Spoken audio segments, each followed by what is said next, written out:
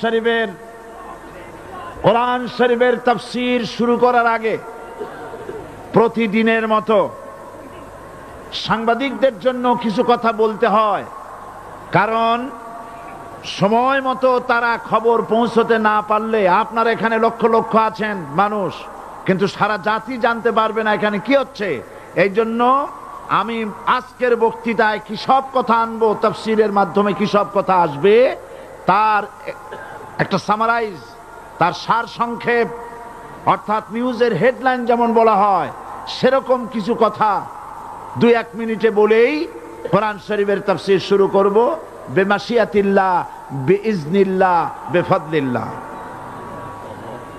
সেই কথাগুলি হচ্ছে, এই পৃথিবীতে নবী রাসূলগণের আগমন ঘটেছিল, উদ্দেশ্য ছিল এই আল্লাহর জমিনে আল্লাহর মানুষের উপরে আল্লাহর বিধান কায়েম করা। এটাই ছিল নবীদের আগমনের উদ্দেশ্য। আর শয়তানের আগমনের উদ্দেশ্য ছিল আল্লাহর বিধানের পরিবর্তে ধর্ম নিরপেক্ষ মতবাদ কায়েম করা। এজন্যে পৃথিবীর কোন নবী, কোন রাসূল ধর্ম নিরপেক্ষ ছিলেন না, সবাই ছিলেন ধর্মের পক্ষে। রাসূলুল্লাহর অসংখ্য সাহাবীদের মধ্যে একজন সাহাবীও ধর্মের ব্যাপারে নিরপেক্ষ ছিলেন না। গোটা বিশ্বের সমস্ত মুহাদ্দিস, মুফাসসির এবং বড় বড় ওলামা, পীর বুজুর্গ, এমন একজন লোক পাওয়া যাবে না যিনি ধর্মনিরপেক্ষ মতবাদের অনুসারী ছিলেন। তাই ধর্মনিরপেক্ষ মতবাদের অনুসারী হওয়ার অর্থই হচ্ছে পবিত্র কোরআন হাদিসের সরাসরি অমান্য করা এবং আল্লাহ ও তার রাসূলের সাথে বিদ্রোহ ঘোষণা করার শামিল। ধর্মনিরপেক্ষ মতবাদ শয়তানের আবিষ্কৃত মতবাদ বলেই দুনিয়ার অধিকাংশ ইহুদি, খ্রিস্টান, মুশরিকরা এই মতবাদের অনুসারী। ইসলাম সম্পর্কে অনভিজ্ঞ পৃথিবীর কিছু কিছু মুসলিম দেশের কিছু কিছু নামধারী মুসলমান ধর্মনিরপেক্ষ মতবাদের ষড়যন্ত্রে পা দিয়েছে। আল্লাহ তাদেরকে রক্ষা করুন। আমরা বলি আমিন, সবাই বলি আমিন। বিশ্বের সমস্ত বিধানগুলোতে সেকুলারিজম, ধর্মনিরপেক্ষ মতবাদের অর্থ করা হয়েছে ধর্মহীনতা এবং ধর্ম বিরোধিতা। এর বাস্তব দৃষ্টান্ত আমরা দেখতে পাই বর্তমান যে সরকার আছে, তাই সেই সরকারের আমলের ভিতরে আমরা এই জিনিসটা দেখতে পাই। সত্য কিনা বলেন? সত্য কিনা বলুন? এই দলটির নাম ছিল আওয়ামী মুসলিম লীগ। এই দলটির নাম ছিল কি? আওয়ামী মুসলিম লীগ। তখন তারা নারায়ে তাকবীর, আল্লাহু আকবার ধ্বনি দিত, স্লোগান দিত, কিন্তু ধর্মনিরপেক্ষ মতবাদ দলীয় আদর্শ হিসাবে গ্রহণ করার কারণে নারায়ে তাকবীর, আল্লাহু আকবার এই স্লোগান তারা বর্জন করেছে। 1972 সনে যখন তারা ক্ষমতায় এলেন, তখন সংবিধানের শিরোনামে মুসলিম প্রথা সিদ্ধ বিসমিল্লাহির রহমানির রহিম তারা পরিত্যাগ করেছিল। সমস্ত বিশ্ববিদ্যালয়ের মনোগ্রাম থেকে ইকরা বিসমি রাব্বিকাল্লাযী খালাক, রব্বি জিদনি ইলমা, এটাকে তারা বাদ দিয়েছিল। সলিমুল্লাহ মুসলিম হল, এই নাম থেকে মুসলিম শব্দ বাদ দিয়েছিল। নজরুল ইসলাম কলেজের নাম থেকে ইসলাম শব্দ বাদ দিয়ে শুধু নজরুল কলেজ করেছিল। এগুলি অসত্য না সত্য? বর্তমান এই সরকার ধর্মনিরপেক্ষ হওয়ার কারণে ইসলাম এবং মুসলিম বিদ্বেষী, তার অসংখ্য প্রমাণ এই জাতির কাছে রয়েছে।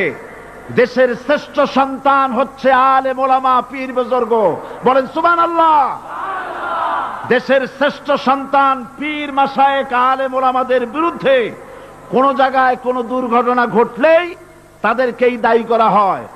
হরকুতুল জিহাদ, লাদেন বাহিনী, তালেবান নাম করে আলেমদেরকে গ্রেফতার করে এই সরকার পুলিশ দিয়ে নির্যাতন করেছে সরকার।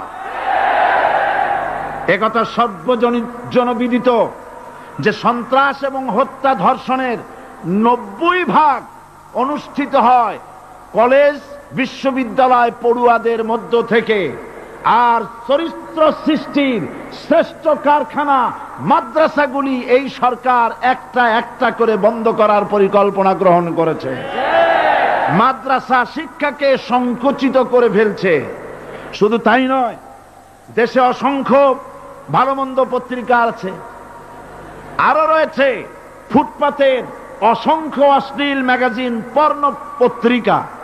দেশের অধিকাংশ জাতীয় দৈনিকগুলো হিন্দুস্তানের টাকায় পরিচালিত এবং এগুলি হচ্ছে ইসলামের চরম বিদ্বেষী। সরকার সেগুলিরই পৃষ্ঠপোষকতা করছে, আর্থিক সাহায্য দিচ্ছে, বিজ্ঞাপন দিচ্ছে।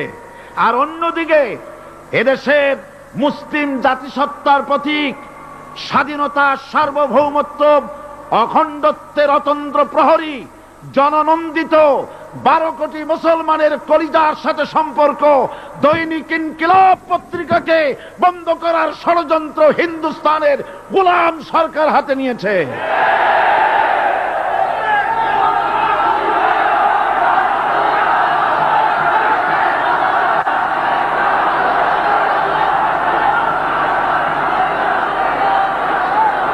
সরকার বস্তুনিষ্ঠ সাংবাদিকতায় ভয় পায়, ইসলামের পক্ষে কথা লিখলে ভয় পায়। এজন্য তারা দৈনিক ইনকিলাব এবং তার পরিবারের গায়ে হাত দেওয়ার প্রস্তুতি নিয়েছে। দৈনিক ইনকিলাবের সম্পাদকের গায়ে যদি হাত দেওয়া হয়, ইনকিলাব যদি বন্ধ করে দেওয়া হয়, সারা বাংলাদেশ অচল হয়ে যাবে।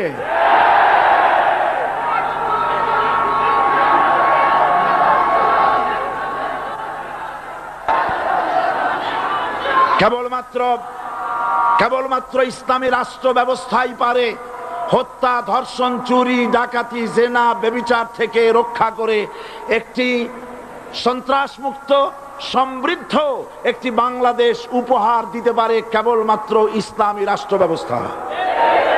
সুতরাং অবস্থা দৃষ্টে মনে হয় এরা যদি আরেক আল্লাহ না করুন, বলেন আল্লাহ না করেন, আল্লাহ না করেন, আল্লাহ না করেন, এরা যদি আরেকটা বার ক্ষমতায় যেতে পারে, ৭২-এর সংবিধানকে পুনরুজ্জীবিত করে ধর্মনিরপেক্ষ মতবাদ কায়েম করবে, সেজন্যে আজ গোটা তাওহীদবাদী মুসলমানদেরকে জানতে হবে ধর্মনিরপেক্ষ মতবাদ একটি কুফরি মতবাদ।